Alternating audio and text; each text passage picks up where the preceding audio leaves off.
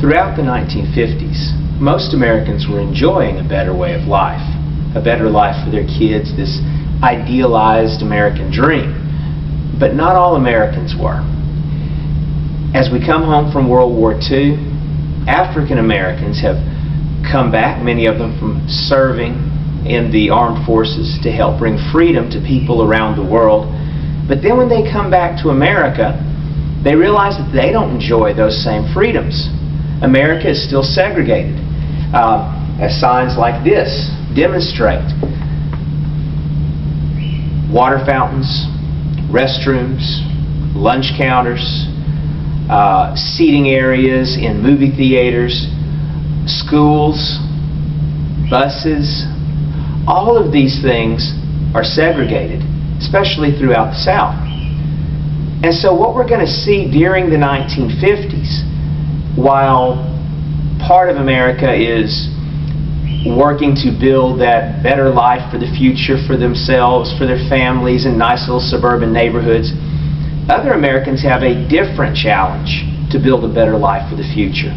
And we're going to see in the 1950s the Civil Rights Movement begin with important rulings like Brown versus Board of Education.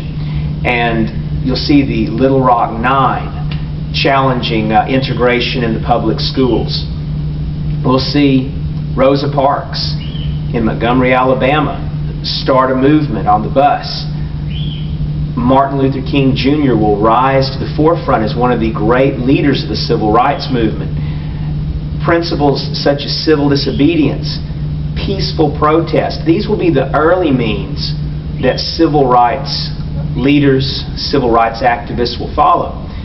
But as you're going to see as we move on into the 1960s, the civil rights movement becomes more militant, just as the whole country during the 1960s starts to experience more violence, more trouble. You're going to see violent resistance against the civil rights movement. You're going to see more aggressive leaders take control. After the March on Washington and the I Have a Dream speech, which is kind of the pinnacle of Martin Luther King Jr.'s leadership, after that time period it's going to become more militant, more violent.